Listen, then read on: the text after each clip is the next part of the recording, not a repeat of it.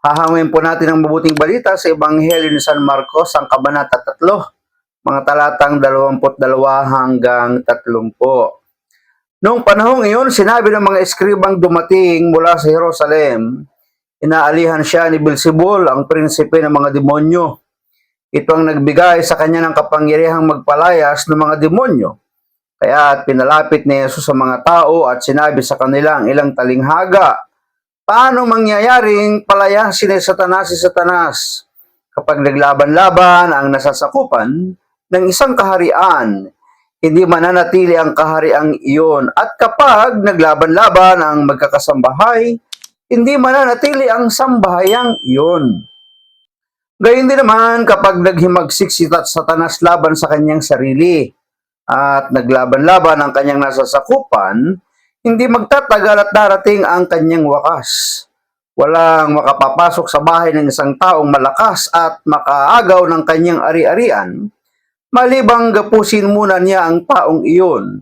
Saka pa lamang niya malulooban ang bahay na iyon. Tandaan ninyo ito, maaaring ipatawad sa mga tao ang lahat ng kasalanan at panlalait nila sa Diyos.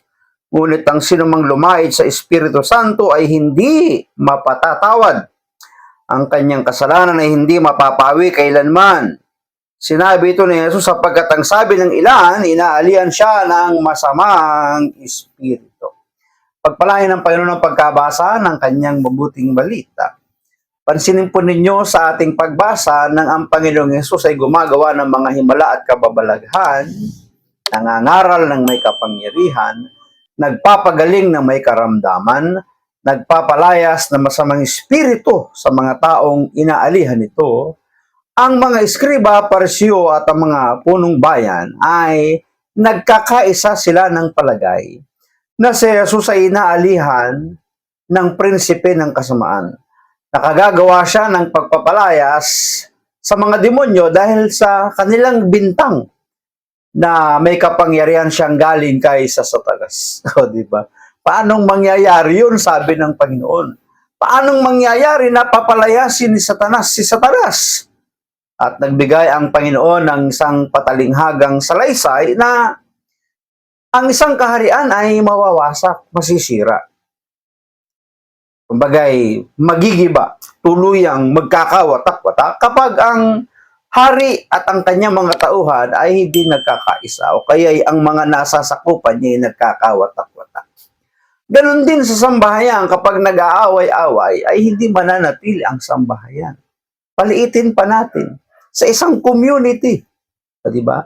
Maliit ba ang community? O palakihin pa natin. Sa isang opisina, sa isang kumpanya, sa isang asosasyon. Kapag mayroong pag-aaway-away, hindi magtatagal, hindi mananatili ang samahang iyan. Bakit? May pag-aaway-away eh. Kaya nga daw ang mundo madaling sakupin eh, kasi tayo hindi nagkakaisa eh. Di ba? Parang may katotohanan. Ang mga alien gusto tayong sakupin kasi wala tayong pagkakaisa. O, di ba? So sinasabi ng Panginoong Yesus na mawawasak ang sambahayan, mawawasak ang kaharian, mawawasak ang isang bansa, ang isang community, ang isang asosasyon, ang isang kumpanya kapag may paglalaban-laban. Ganon din, sabi niya. Kung papalayasin ni Satanas, si Satanas, pagkakawatak-watak. Kaya, bandang dulo, sinasabi ni Jesus na mapapatawad ang lahat ng kasalanang nagawa ng tao. Ngunit, ang panglalait at pangiinsulto sa Espiritu Santo ay walang kapatawaran. Bakit? Sapagkat ang ginagawa ng ating Panginoong Yesus ay udyok ng kapangyarihan ng Diyos sa pamamagitan ng Espiritu Santo. Gawain ito ng Diyos, gawain ng Espiritu Santo. Kaya sabi niya, ang inyong mga kasalanan ay hindi mapapatawad sapagkat sa panlalait ninyo sa Diyos. Puntahan na po natin ang pinakasusing salita ng ating pagninilay.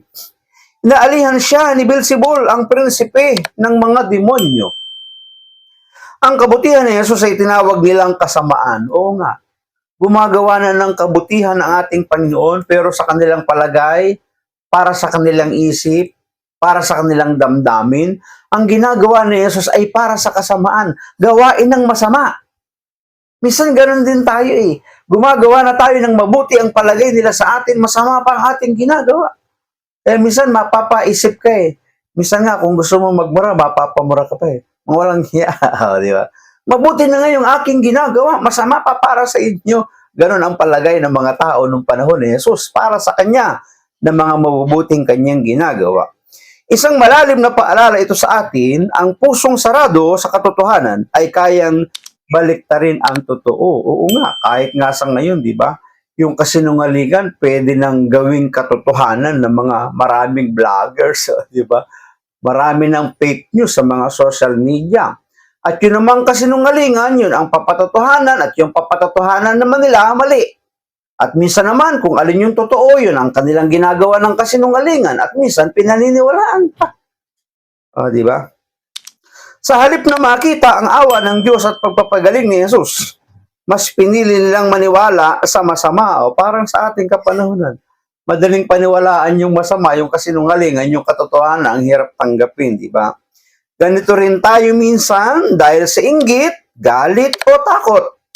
Napipigilan tayong kilalanin ang kabutihan ng ating kapwa or kinakaligtaan nating kilalanin ang kabutihan na ginagawa ng ating kapwa para sa ating kapwa.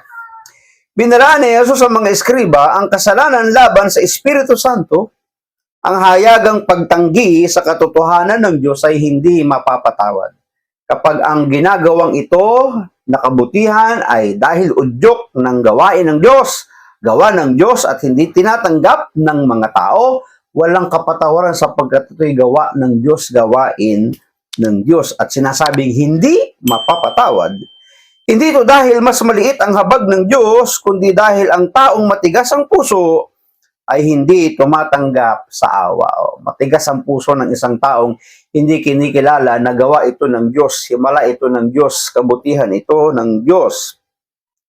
Hindi tayo dapat matakot sa kapangyarihan ng kasamaan. Mas dapat tayong matakot sa pusong pinatigas ng pagmamataas, paninira at pagbaluktot ng katotohanan. Oo nga, no? Mas nakakatakot daw yung mga taong may pusong pinatigas ng pagmamataas, may paninira, at may pagbaluktot sa katotohanan. Kung nais nating manatili sa piling ng Diyos ang ating puso, ay kailangang bukas, magpakumbaba, at handang umamin ng pagkakamali upang tayo tunay na mapatawad ng ating Diyos. Maging mapagmatsyag sa mga salita at hatol na binibitawan mo sa kapwa. Huwag mong ipagkait ang pagkilala sa kabutihan ng iba. Kaya kakaingat tayo ng lahat ng ating sasabihin, lalo't hindi natin alam ang buong kwento. Baka magkamali tayo ng paghatol, panglait, paghamak sa iba, at ito ay magiging dahilan pa ng ating pagkakasala.